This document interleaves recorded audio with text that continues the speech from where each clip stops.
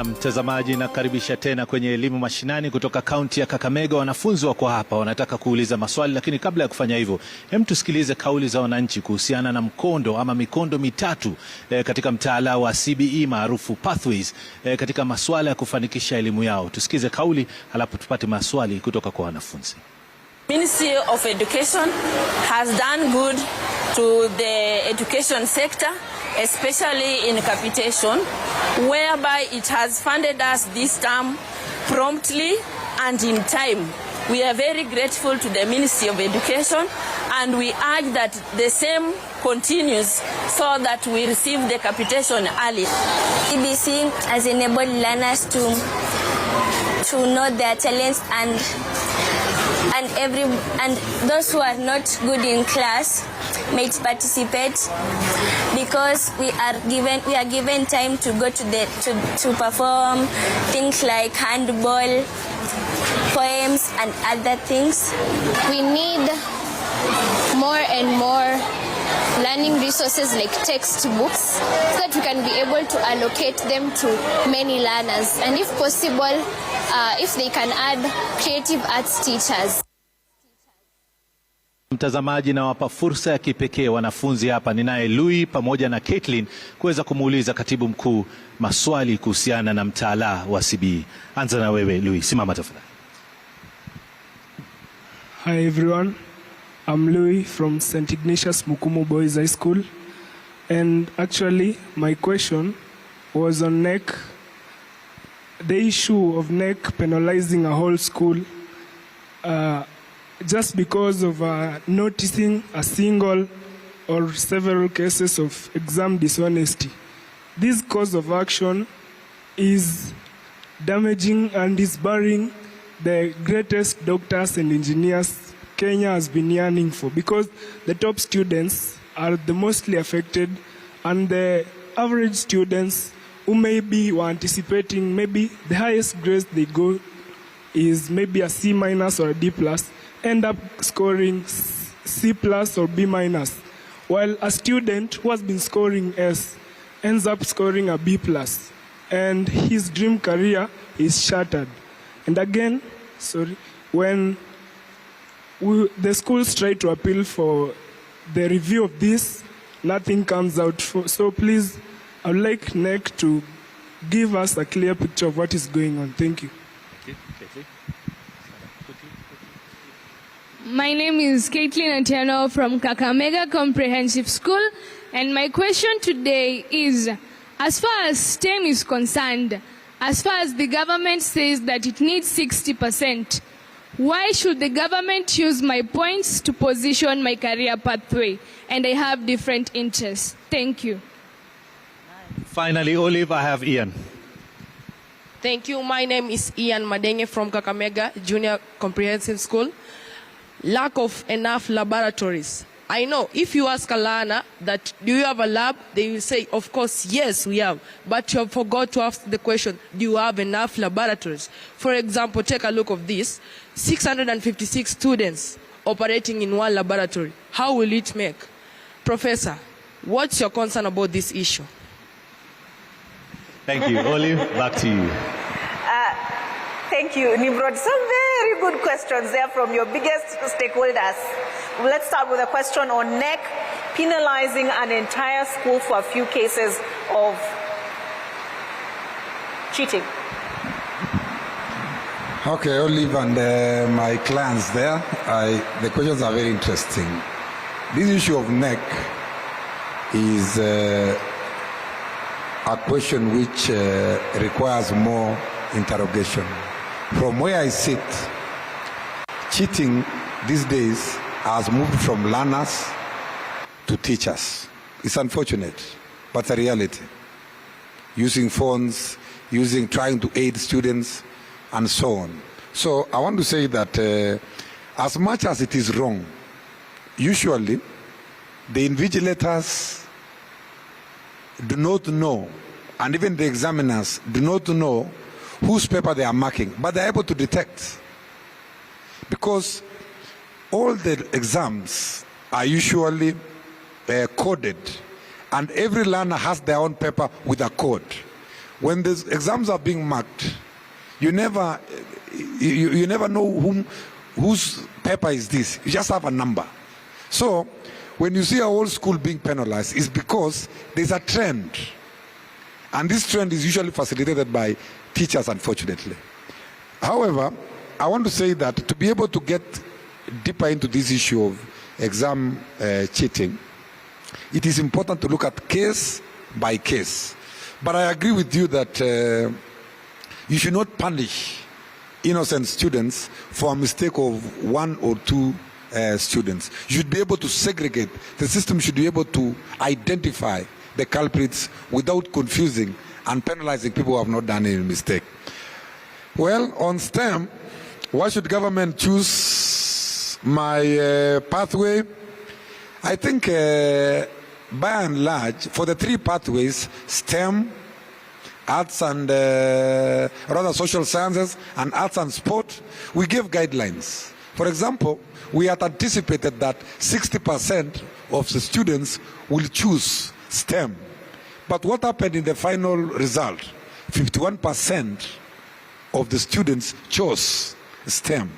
We had anticipated that 30% of the students will choose social sciences, but 39% of the students chose social sciences. So the government gives a policy direction and guidelines to help the students choose, because the education we are providing is to serve national development goals. That is why we are saying what this country requires more are the STEM people, the engineers, the scientists, the technologists, people who are able to provide solutions. That is why the government is equipping every school in this country, senior school, to be able to support STEM students. So as much as you have a choice of either to do STEM, social science, or arts and sports. The government is saying you'll have more opportunity to contribute to national development when you do STEM. On the issue of labs, the government is running a program of constructing 1,600 labs. And I agree with the learner that in some schools, the students are so many, and yet the lab is one. And therefore, they go on makeshifts. And this issue requires a more closer look, because unless we know which school is having this kind of challenge, then we can never solve the problem. I want to say that so far, majority of our schools have laboratories. When we map the country, we realize that only 1,600 schools, that is senior schools, do not have laboratories. That's why the government embarked on constructing labs and equipping them around the country. But we are keen to look at also the quality of learning that takes place in these particular laboratories. I don't know what the MPs in the House have to say in response to that, because as vile najua ni kama NGCDF inatumika kujenga classrooms. Are you also helping construct and equip laboratories, Mheshimiwa for Malava? Mine per se, it won't be directly answering that, but for the sake of the audience, I have a complimentary, I have input, and I also have a case study. Mine is a political success story in education sector in Malava constituency. First, I've been patiently here listening to this topic all through. There's been all about questions. But for me, let me first compliment the Elimu Mashinani program, because it is not only a talk show, but it is a feedback for action. Also, this initiative that should not be just about listening, but it's also about gathering grassroots evidence that can be helping the government to look into the education matters. Personally, I'd like to tell the PS that this program should put you on task just to adjust the policies so that to match with the community needs. And also number two, it should improve service delivery in schools. And it should also address systematic issues that are being raised by the consumers who are the users who are also here. And lastly, on the same as my input to you, as in charge of the Education Ministry, it should also build trust between the government and the communities or the grassroots or the common users across all 47 counties. All right. Thank you so much. I don't know, Mheshimiwa Mugabe, if you have anything to add. As concise as possible on account of time. I want to give the PS a chance to give his closing remarks. Yeah, thank you. Thank you very much, Olive.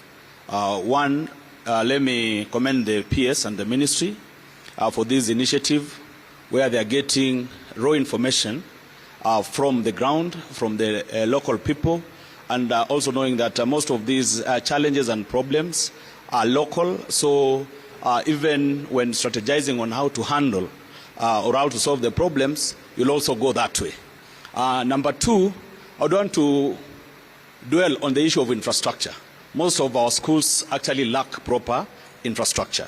And I must commend the ministry when we're doing JSS classrooms. CDF we were able to construct quite a number, complemented by the ministry.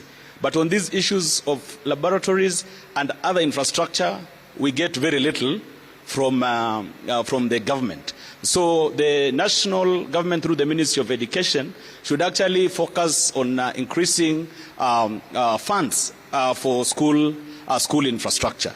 Back here in Kakamega and our neighbors here in Bungoma, TSC has listed us as high volume, high deficit areas on teachers. And here we don't have issues of insecurities and all that, meaning that TSC can deliberately now help Kakamega and Bungoma County get more teachers. And we must commend the ministry also and the government of the day that they have really tried in terms of employing new teachers. Okay. That is a number of 100,000. But then they need to rationalize the numbers, because we know there are areas where we have surplus in terms of numbers. Even intra-region, we have some schools that have surplus and we have schools that But because umeguzia walimu na karibu wanze mgomo hapo Nimrod, nimeona mengiwa na baridi kidogo. The union leaders are here, wape at least a minute or two just to tell us. Thank you.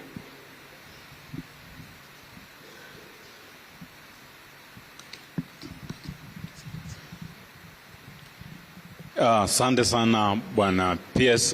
My name is Johnston Wabuti, the Kupet Executive Secretary of Kakamega. And Bwana PS, as you are seated there, we as teachers, we are concerned with the political statements in education sector when we are running schools. My question to you is, do you have statistics of needy children at your desk? For example, when you are in Kakamega here, we as teachers, when you walk to school and you want statistics of orphans, tutakupea. When you find a political statement directing us, we receive children the way they have come, with or without uniform, with a spoon or with anything, the way they have come, I don't know, you need to guide us. Are we now running a hybrid system in school? You know, are we having children mixture so that you will also guide us? To teach a uniform ama tuache? Do we have children without uniform? And number two, Bwana PS, this bursaries, okay, thank you. Haya. Juu ya muda, chukua hizo, tukifunga.